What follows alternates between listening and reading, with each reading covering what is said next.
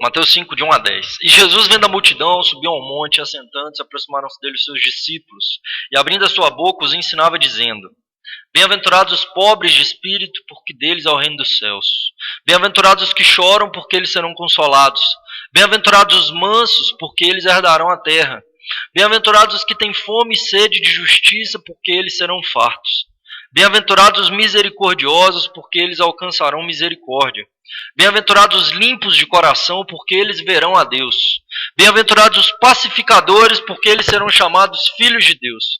Bem-aventurados os que sofrem perseguição por causa da justiça, porque deles é o reino dos céus. Senhor Deus, eis-nos aqui diante da Tua palavra, fala conosco. Esconde-me atrás da Tua cruz. Eu sou pequeno e imperfeito demais para expor algo que é tão santo. Deus, eu não conheço muitos desses irmãos que estão ouvindo. Nem sei de muitas das necessidades que eles têm, mas que o Senhor fale conosco nessa tarde. Pela Tua graça e misericórdia, em nome de Jesus. Amém. Amém. Quem não acompanhou as bem-aventuranças anteriores, a gente já expôs todas as bem-aventuranças anteriores. Então a gente já expôs todas as 7 bem-aventuranças antes dessa que a gente vai falar hoje. Passando muito rapidamente, para quem está pela primeira vez aqui hoje, Jesus prega o Sermão do Monte para os seus discípulos acerca das características do discípulo de Jesus. Ou seja, o discípulo de Jesus deve ter cada uma dessas características que Jesus coloca no Sermão do Monte. Segundo lugar, é que cada uma dessas características é para cada um de nós. Nós não podemos escolher uma bem-aventurança em detrimento de outra, ou praticar uma e não praticar outra. Terceira coisa é que nenhuma delas é natural para nós. Então nós nunca, por nós mesmos, poderíamos desenvolver essas características, a não ser pelo Espírito Santo de Deus, que desenvolve isso em nós.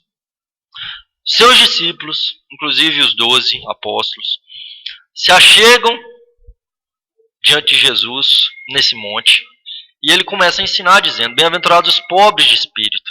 Ou seja, ricos, aqueles que reconhecem que são pobres como um mendigo diante de Deus. Esse é o termo grego. Eles reconhecem que não têm nada, não podem nada e não são nada diante de Deus. Eles reconhecem o estado de total depravação, de pecaminosidade deles em relação à santidade e à grandeza de quem Deus é. Em relação à justiça de Deus, merecedores da ira, da punição. Quando nós reconhecemos a nossa pequenez, a nossa limitação, quem nós somos, então a gente pode sim nos achegar a Deus, nos arrepender do nosso pecado, reconhecer que nós não somos nada e ser transformado por Deus em uma nova criatura por meio de Cristo. A partir daí a gente vai chorar. Você reconhece que você não presta, não tem outra atitude, né? Falar: mereço a morte mesmo, eu sou um miserável, né? Um lazarento. Então, bem-aventurados que choram. Que tipo de choro é esse? Não é choro emocional. Não é um choro de emotivo apenas. É um choro de arrependimento por conta do meu estado espiritual e do estado espiritual das pessoas ao meu redor. Eu não acredito num cristianismo de olhos secos. Dado que eu me arrependo dos meus pecados, num choro de arrependimento e não de remorso, eu serei consolado por Deus e então eu vou passar a ser dominado por Deus. Bem-aventurados aqueles que são dominados por Deus. Essa é a diferença do animal manso para o animal selvagem. Bem-aventurados os mansos, porque eles herdarão a terra. Deus passa a nos dominar, a dominar cada uma das nossas atitudes, a dominar cada uma das nossas decisões. A gente passa a não ter o nosso direito mais, o nosso direito é de Deus. A partir daí, então, a gente passa a ter fome e sede de justiça, porque nós vamos ter fome e sede de Deus. E o termo que vai estar utilizado aí vai ser: bem-aventurados aqueles que estão famintos e estão sedentos pela justiça de Deus, pela palavra de Deus, pela vontade de Deus, para que Deus cumpra o seu querer na terra. Não a nossa vontade, não a nossa justiça, mas a justiça de Deus. Afinal, o nosso direito já não é mais nosso, a gente é dominado por ele. Dado que a gente tem sede e fome de justiça, a gente, então, vai começar a ter também coração para com a miséria das pessoas ao nosso redor. Bem-aventurados misericordiosos, porque eles alcançarão misericórdia. Dado que Deus teve coração para com a nossa miséria, a palavra no latim, misericordis, coração para com a miséria. Deus teve coração para com a nossa miséria, então nós também devemos ter coração para com a miséria das pessoas ao nosso redor, que talvez estão afundados no pecado, que talvez sequer sabem discernir entre sua mão direita e sua mão esquerda, que talvez não sabem o que fazem, estão completamente distantes de Deus, indo a passos largos para o inferno. Esses camaradas, nós temos que ter coração para com a miséria deles. As pessoas ao nosso redor. Quem somos nós para julgar? Quem somos nós para condenar? E é isso que nós oramos no Pai Nosso. Perdoa as nossas dívidas assim como nós perdoamos nossos devedores. Então, quando eu tenho coração para com a miséria de alguém, Deus tem coração para com a minha miséria.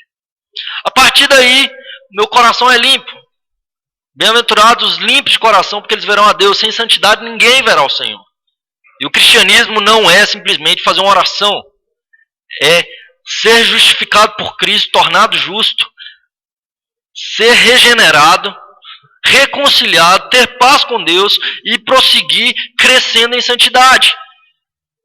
Prosseguir crescendo em intimidade com Deus. Então, se eu não cresço em intimidade com Deus, se meu coração cada dia não é mais dele, se cada dia mais eu não tenho mais sede do Senhor, se o meu amor por Deus não aumenta, eu devo questionar se de fato eu estou no caminho, se de fato eu estou em Cristo. Porque se eu não estou em Cristo, eu vou ser condenado. Já não há mais condenação para aqueles que estão em Cristo, mas somente aqueles que estão em Cristo são aqueles que estão limpos de coração, com mãos limpas e um coração puro. Quando meu coração é limpo, então eu passo a levar a paz às outras pessoas, porque eu já não tenho mais paz eu já não tenho mais guerra dentro de mim. Eu não estou mais em guerra contra Deus, eu fui reconciliado. Agora eu tenho paz com Deus. E como eu tenho paz com Deus, eu já não tenho mais guerra contra mim mesmo também. Já não há mais guerra dentro de mim. Agora eu tenho paz porque eu encontrei com Deus da paz. Porque Cristo é a nossa paz. Cristo trouxe paz para nós, e a partir do momento então que eu tenho paz, eu posso ser um promotor da paz, porque Cristo, eu posso levar Cristo às outras pessoas. Ser um promotor da paz não é levantar bandeira branca, é levar Cristo.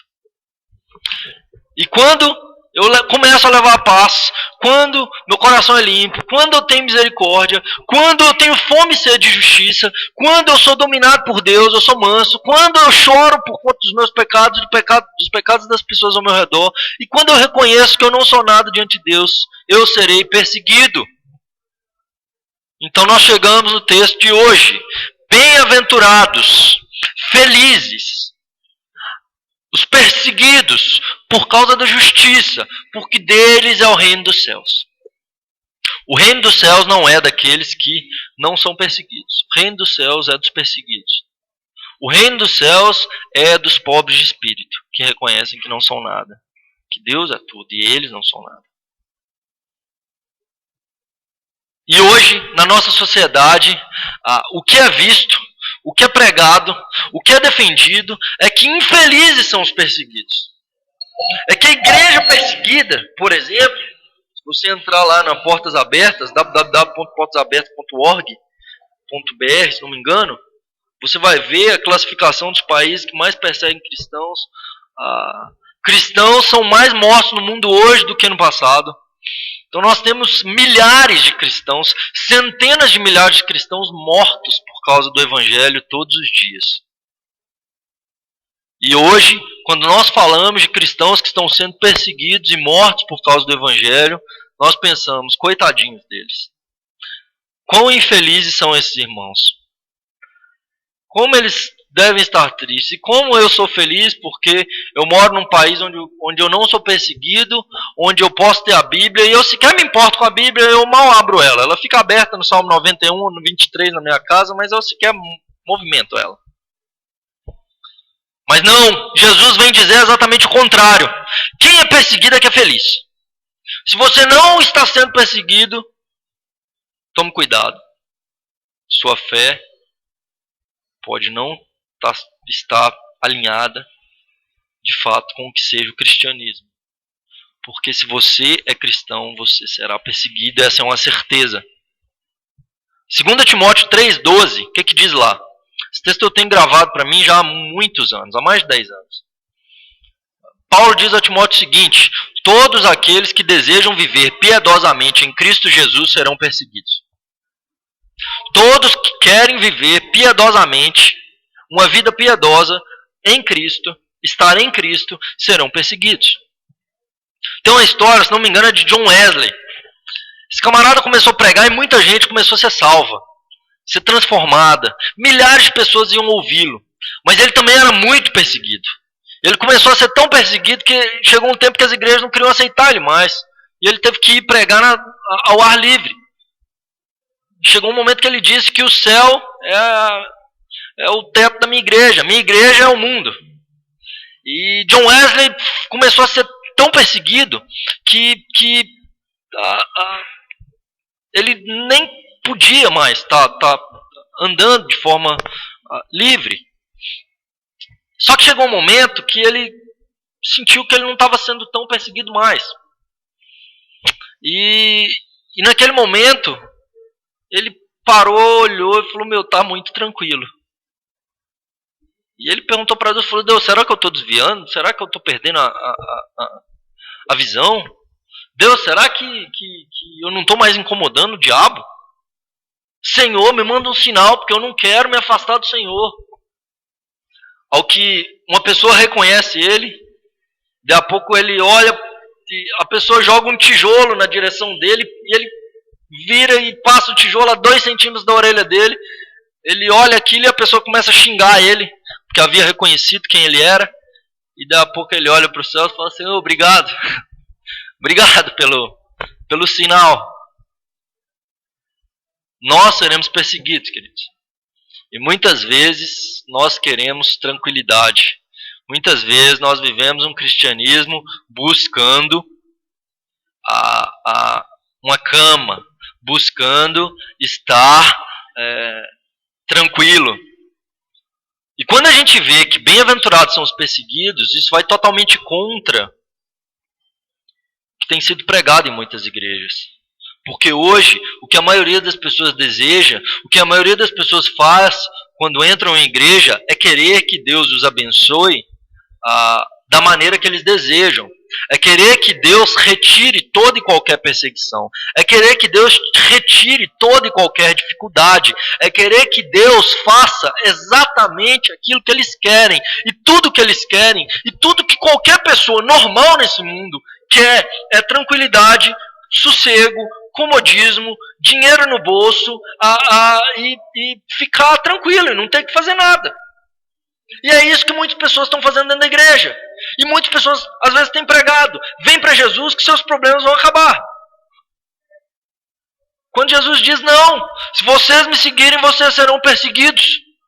Assim como me perseguiram a mim, perseguirão a vocês. O discípulo não é maior do que seu Senhor.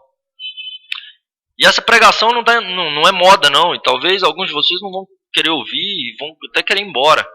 Dizer, não, isso aí está por fora. Melhor ler um livro de autoajuda.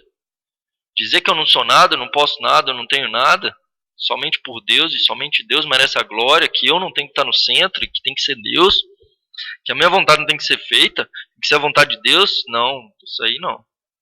Mas se não for isso, não é cristianismo. Se tem alguma igreja, se você vai a alguma igreja que não prega que nós devemos tomar a nossa cruz e seguir Jesus, não é seguir Jesus. É você no centro, não Deus. É a sua vontade, não a vontade de Deus. E hoje muito tem sido pregado, muitas igrejas têm sido abertas, onde você determina, você decreta, você faz. Você é o cara. Você tem que ser o cabeça, o bambambam. E não é difícil, a gente não precisa ir muito longe. Eu tive um episódio em São Paulo, para quem não é de São Paulo, aqui tem um negócio que chama controlar, por conta da emissão de gases. E eu não tinha feito esse controlar e eu tinha agendado, mas aí eu não consegui ir, não me lembro o que foi. E eu passei, aqui tem radar para pegar e tal. E aí eu sei que eu não consegui renovar meu licenciamento, alguma coisa assim, porque eu não tinha controlado, eu tive que fazer e tal. E aí eu agendei, estava agendado, eu teria que fazer, e eu fui pregar na igreja, e eu passei numa dessas blitz, meu carro foi apreendido, indo pregar. E aí eu tive que ir carona para pregar e tal. E aí no dia seguinte eu fui lá retirar meu carro, consegui fazer tudo certinho. E fui retirar para poder fazer o negócio lá de controlar e tal. E no que eu cheguei, eu tive que andar de ônibus aqui em São Paulo, que eu estava sem carro, né? Eu tive que atravessar muitos quilômetros, porque eles deixaram o carro lá no Fernão Dias, já chegando na estrada. Então eu tive que pegar um ônibus até um lugar, tive que pegar um metrô, aí depois tive que pegar outro ônibus. Esse ônibus me deixou na beirada da estrada, longe ainda da polícia, lá onde eu tinha que ir. E quando eu cheguei, fiquei longe assim, eu ainda tive que subir um morro de 2 quilômetros, sei lá, muita coisa. Cheguei lá, tava num sol quente, eu cheguei bufando. Levando toda a documentação na mão, entreguei pro cara. Ele olhou e falou, ah, beleza, né? Eu falei, não, mas tá faltando isso aqui. Esse aqui você tem que me dar uma cópia. Eu não tinha cópia na hora, né? Falei, tá, não dá pra tirar aí? Ele falou, não. Falei, onde que eu tiro? Ele falou, tá vendo aquela cidadezinha lá do outro lado? Aí eu olhei, aí tinha descida dos 2 quilômetros, aí tinha mais outra subida de mais uns 2. Falei, então, lá deve ter. Aí vai o Daniel, debaixo de sol, a pé, lá na cidadezinha. Chego lá, depois de meia hora e tal, tiro a cópia, volto, subo de novo, chego de... Né? Aí o cara me entrega o negócio, fala, não, beleza, só assinar aqui e retirar o carro lá, não sei na onde. Aí eu teria que andar mais uns 20 quilômetros para poder tirar o carro. Aí o cara assina aqui, só que lá tava assinando dizendo que o carro tava tudo ok. Eu falei, mano, eu não peguei meu carro, não vi meu carro, como que eu vou assinar que tá tudo ok? Ele falou, não, tem que ser e tal. Eu falei, não vou assinar. Ele falou, então você não retira o carro. Eu falei, então tá bom, tô assinando só porque eu sou obrigado. Né? Assinei. E aí perguntei depois numa oficina que tinha lá perto, falei, como é que eu faço pra ir pra tal lugar? Eles falaram, meu, pega o ônibus aí no posto, de vez em quando passa. Vai eu pro posto, pergunto lá, me mandam pra um lugar errado, perdi 2 ônibus. Eu fiquei mais umas 2 horas esperando passar um ônibus. E nesse período, parado lá na beirada da estrada, eu comecei a reclamar com Deus. Senhor, eu prego a sua palavra. Senhor, eu sou seu filho. Por que eu estou passando por isso? Deus não pode. E aí eu comecei a reclamar, né? E aí Deus começou a me responder o seguinte. Por conta de algo tão pequeno, você está achando que você tem que ser o cara ou o privilegiado e você não está disposto a sofrer um pouquinho de afronta? Que tipo de cristão você é? E se te pegassem e te prendessem? E se te açoitassem? O que você ia fazer então?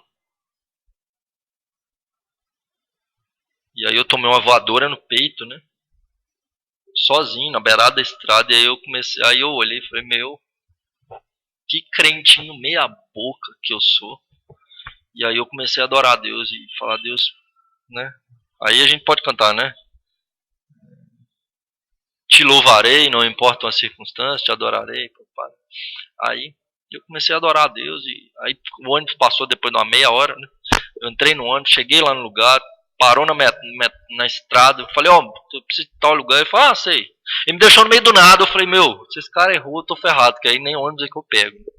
Perguntei, tive que ir para um outro ponto de ônibus, pra pegar outro ônibus para chegar lá no pátio. Demorou mais 1 hora, e aí já tava para fechar, já eram umas 4 da tarde, eu falei, Senhor, tudo bem, se eu quiser que eu não consigo, glória ao teu nome. E aí Deus falou, não, me busca, me adora. Tá muito fácil, né, ficar só falando. E aí eu me ajoelhei na beirada da estrada de novo, ali esperando o ônibus, tal. Me ajoelhei, busquei a Deus, ele tal. Deu 1 minuto, passou o ônibus. Entrei no ônibus, cheguei lá. E aí eu falei, meu, teria que pegar uma guia para pagar, né, o pátio, tudo. E no que eu peguei a guia, no que eu cheguei lá, eu falei, meu, tem um banco aqui perto, né, para pagar a guia? Tem. Na cidadezinha vizinha, mas essa hora, 4 da tarde, já fechou. Falei, pronto, né, não tiro o carro hoje. E se eu tiver que voltar para São Paulo, eu tenho que fazer isso tudo de novo. E aí eu cheguei lá, olhei, e aí vi assim, e eu tinha um dinheiro, eu fui ver o valor. Era exatamente o dinheiro que eu tinha no bolso. Falei, nossa, glória a Deus, né? Aí eu olho no vídeo assim, não aceitamos dinheiro. Falei, moça, tá de brincadeira. Ela, não, a gente aceita cartão. Eu falei, aceito. Só que eu tinha sacado dinheiro, então eu não tinha dinheiro no banco. Na mesma hora eu liguei pra minha esposa, eu falei, tem tanto aí e tal, transfere agora pra minha conta, Banco do Brasil, pro Banco do Brasil. Depois eu te dou o dinheiro. E aí ela transferiu, e aí consegui tirar o carro. E Deus me ensinou algo. Às vezes a gente quer que seja do nosso jeito e acha que não tem que sofrer perseguição nem nada. Pedro e João, lá em Atos 8, se não me engano, não estou lembrado muito bem qual capítulo, eles são presos e açoitados porque eles estavam pregando o evangelho. E quando eles são soltos e intimados a não pregar o evangelho, Pedro diz, antes importa obedecer a Deus que aos homens. Quando eles saem da prisão, talvez com as costas doendo, porque eles tinham sido açoitados e sofrido afrontas por conta do nome de Jesus, a Bíblia diz que eles não saem reclamando, falando, não, porque estou pregando o evangelho, ainda sou preso, ainda apanho. Provavelmente a gente faria hoje. Não, a Bíblia diz que eles saem felizes por terem sido achados dignos de sofrer afrontas por causa do nome de Jesus. Eu quero te dizer que o maior no reino do céu é aquele que está sofrendo perseguição. O maior no reino dos céus, os maiores lá quando a gente estiver diante do Senhor, provavelmente são aqueles que morreram por causa do nome do Senhor. E talvez algum dado para você que não sabe, Jesus tinha 12 apóstolos. Dos 12 apóstolos, Judas se mata, eles escolhem outro que se chamava Matias. Desses 12, incluindo Matias, só teve um que não foi morto.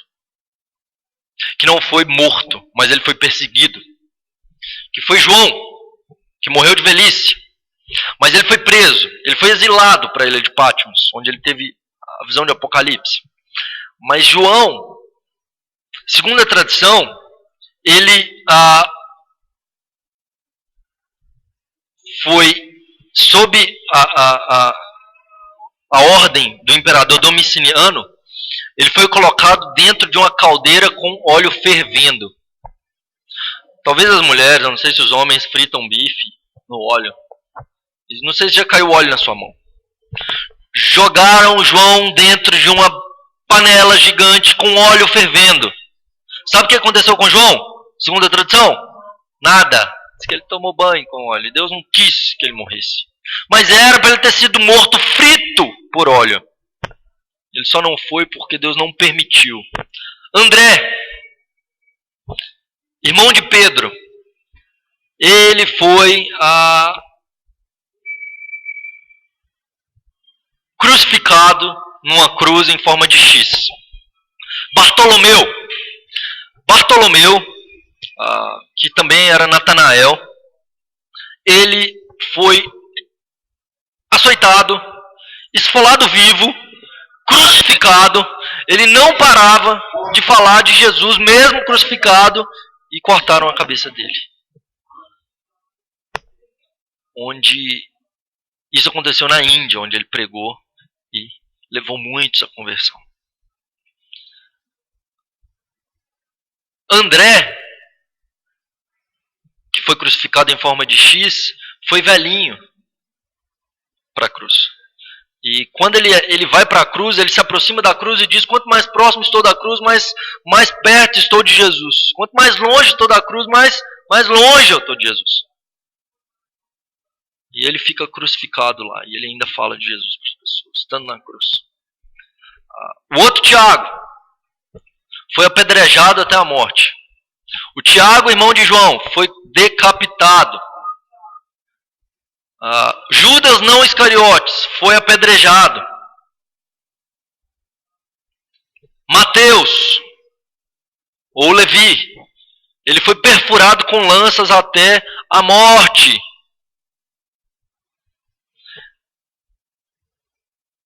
Pedro é condenado a morrer crucificado. Ele diz, segundo a tradição, eu não sou digno de morrer como meu Senhor morreu. Então eles o crucificam de cabeça para baixo. Filipe, também pelo imperador Domiciano, ele é morto crucificado aos 87 anos de idade. Próximo da morte, velho, ele é crucificado e morto. Simão o Zelote foi crucificado. Tomé, segundo a tradição, foi traspassado por flechas. E Matias foi apedrejado. Além desses camaradas, a gente tem Estevão, que foi apedrejado, que era um diácono, e Paulo, que é chamado depois, é decapitado. Você acha que Jesus estava de brincadeira? Quando ele diz, bem-aventurados, felizes serão vocês, porque vocês serão perseguidos. Isso era verdade. Todos foram perseguidos. Todos foram presos, inclusive João. E quase todos foram mortos, só João não foi. Ser cristão, se eu me considero um cristão, e eu não estou disposto a morrer por Jesus, eu não posso me chamar cristão. Se eu não tenho sido perseguido, nosso país não tem perseguição religiosa, mas se você ama a justiça, perseguido por causa da justiça, tá? Tem alguns camaradas aí, né, que foram presos nos Estados Unidos, em vulgo apóstolo, em uma vulga bispa, foram presos lá fora, e aí estão dizendo que eles seriam perseguidos, mas eles não foram perseguidos por causa de justiça, não. Eles foram perseguidos por causa de injustiça, por causa de crime.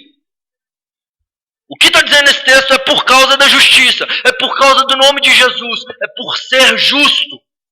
Jesus foi crucificado por ser justo, e cada um desses 12 foi crucificado, decapitado, traspassado vivo, apedrejado, por ser cristão, por seguir a justiça, por ter sede e fome de justiça. Assim, na Coreia do Norte, é o país do mundo que mais onde os cristãos são mais perseguidos. A gente nem tem estatística de cristão lá, porque nem pode ter.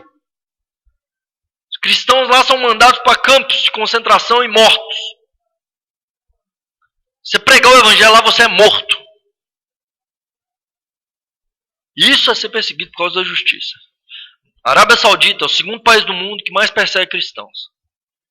Eu estive na Europa alguns anos atrás e eu fiz amizade com muitos árabes da Arábia Saudita. E numa viagem da Inglaterra para a França, em um navio, junto com eles, eu expus o evangelho para cada um deles. Mas, se eu estivesse na Arábia Saudita, eu não poderia estar fazendo aquilo. Eu preguei para cada um deles, eles viraram amigos e muitos deles olhando para mim e falando, você é meu melhor amigo. Eles nunca tinham ouvido falar do evangelho. Jesus. Falei do evangelho para eles.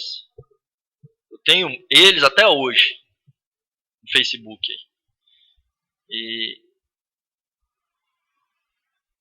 Mas na Arábia Saudita, vai pregar para um árabe. Vai ser morto.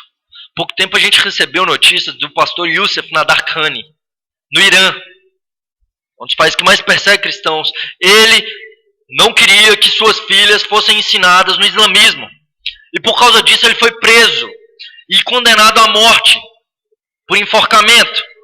Ele só não foi morto porque o mundo ocidental inteiro, Estados Unidos, Brasil e países da Europa, todo mundo foi para cima do Irã. E ele foi solto, depois ele foi preso de novo, prenderam o advogado dele. E ele está sob constantes ameaças por ser cristão, por pregar o cristianismo. No Senegal, nós temos um pastor presbiteriano lá e sua esposa presos, pregando para crianças, dizendo que eles estavam aliciando crianças, acusando-os, e hoje eles estão presos porque estavam pregando o evangelho. E nós, no Brasil, sequer lemos as escrituras. Existem países do mundo que os cristãos não têm a Bíblia, onde eles têm talvez porções da escritura e escondido. O irmão André, fundador do Portas Abertas, que é um ministério que é focado na igreja perseguida, ele começa há muitos anos atrás a levar Bíblias para a igreja perseguida. E ele tinha um Volkswagen, um Fusca, e ele levava Bíblias dentro desse Fusca, entrando nos países perseguidos do comunismo na época. A cortina de ferro. E falam para ele, mas você é louco. Você não pode ir lá. Se você for, você nunca vai voltar. E ele diz, Deus não está me mandando voltar, Deus está me mandando ir. E esse homem foi responsável por mandar a Bíblia para muitas pessoas na igreja perseguida.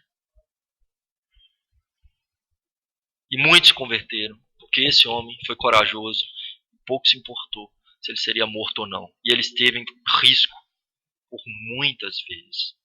Por muitas vezes.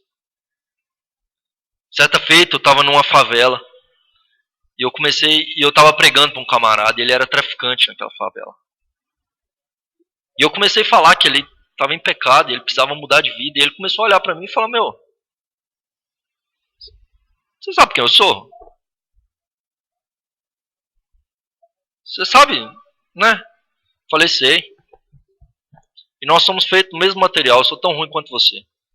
Se você não mudar de vida, você está perdido. E aquele rapaz, que era mais ou menos da minha idade, começa a chorar. Posteriormente, então, eu fui discipulá-lo naquele lugar por muito tempo. Se nós não estamos dispostos a dar tudo, a entregar até mesmo a nossa vida, se nós não estamos dispostos a viver por Cristo, tampouco a morrer por Cristo. Coliseu era um lugar onde os cristãos eram levados na igreja primitiva para ser comidos por leões, para ser crucificados diante do povo, para lutar com gladiadores, serem mortos por gladiadores, a morrerem afogados, a serem torturados e mortos. Muitos deles chegavam diante daquele povo e cantavam louvores a Deus. E diziam: daqui a pouco nós iremos jantar com Jesus. Jesus morreu na cruz. E se nós não estamos dispostos a morrer na cruz juntamente com Ele, nós não somos dignos de segui-lo. Nós só estaremos dispostos a ser perseguidos por causa de Jesus se nós, de fato, caminharmos junto com Ele. Quem é perseguido tem o valor certo. Não é movido por interesse banal e nem por motivação errada. A perseguição muitas vezes é instrumento de Deus para provar a fé do povo dele. A perseguição, o exílio, o deserto, a morte, muitas vezes é como fogo que está apurando a fé. Porque tem muita gente que, se vier perseguição, abandona a fé. E isso está mostrando que a motivação dele está errada, que os valores dele estão errados. E que ele está seguindo Jesus por conta da vontade dele, e não pela glória de Deus, e não por quem Deus é, e não por amar a Deus acima de todas as coisas, inclusive a vida dele. A igreja, quando é perseguida em Atos primitiva, ela diz: Senhor, dá-nos ousadia para pregar o evangelho. Eles não pedem que o Senhor tirasse a perseguição, mas que lhes desse ousadia. Porque eles aprenderam que eram felizes se fossem perseguidos. São felizes porque não compactuam com o mal. São felizes porque não traem a Deus. São felizes porque não aceitam injustiça. Porque não conseguem ver pessoas indo para o inferno e vão pregar sim. E vão morrer felizes. Enquanto que aqueles que negam a Cristo, que não estão dispostos a ser perseguidos, serão infelizes. Porque negarão seus valores. Porque são movidos por interesses escusos. Porque vão compactuar com o mal. Porque construirão obras que vão ser consumidas pelo fogo. Onde estão seus olhos, queridos? Se seus olhos estão no aqui e no agora, em receber coisas, em clamar, em decretar coisas, para ter dinheiro, para ter isso, ter aquilo, você não está disposto a ser perseguido por causa da justiça. E tampouco é um imitador de Jesus e acha que é maior do que ele. É isso que as igrejas que pregam a teologia da prosperidade pregam. Como se nós fôssemos melhores que Jesus. O cristão que é perseguido, os olhos dele estão na eternidade. O cristão que é perseguido, ele não está olhando para o aqui e para o agora. Muitos desses que foram mortos, eles estavam olhando para a recompensa que eles receberiam na eternidade. Feche seus olhos, querido. Eu não sei como que seu cristianismo tem sido. E diante de tudo que você ouviu no Sermão do Monte. E talvez diante de tudo que você ouviu, você olha e fala: meu, não sou cristão não. A religião que eu vivo é uma mentira. Jesus, ele continua dizendo: bem-aventurados sois vós quando vos injuriarem e perseguirem e mentindo disserem todo mal contra vós por minha causa. Exultai e alegrai-vos, porque é grande o vosso galardão nos céus, porque assim perseguiram os profetas que foram antes de vós. Nossa recompensa não é no aqui e no agora. E eu não sei se você tem seguido Jesus por conveniência, para receber coisas. Jesus quer te salvar de você mesmo, da sua própria vontade, que vai te levar para o buraco, que vai tirar a sua paz, que vai tirar a sua alegria. A alegria da salvação não se compara com nada. A paz que Jesus dá ao mundo não pode dar. A salvação é eterna. A traça e a ferrugem não podem consumir. Se diante de tudo que você ouviu, seu coração treme e diz: Deus, eu quero viver para a eternidade. Deus, eu quero glorificar o teu nome com a minha vida, mesmo que eu tenha que ir para a morte. Você pode entregar sua vida para Jesus nesse momento, orando no seu coração, repetindo comigo, dizendo: Senhor Deus, eu reconheço que Jesus morreu a minha morte. E foi até as últimas consequências por amor a mim. E eu estou disposto a ir até as últimas consequências por amor a Cristo. Que Ele seja o meu Senhor e meu Salvador. Meu amigo, meu Deus. Muda minha história. Eu quero ser completamente apaixonado por Ti. Não importam as circunstâncias, eu vou Te adorar com a minha vida. Eu vou glorificar o Teu nome. Entra na minha história. Salva-me. Em nome de Jesus. Amém. Amém. Você fez sua oração, querido. Viva para a eternidade. Leia as Escrituras. Conheça as Escrituras. E você não vai ser enganado. Busque a glória de Deus. Portanto, quer comais, quer bebais, ou façais qualquer outra coisa, fazei tudo para a glória de Deus. 1 Coríntios 10, 31. Viva para a glória de Deus hoje. Não amanhã. Não depois. Ore e busque a Deus. Que Deus abençoe a sua vida, querido.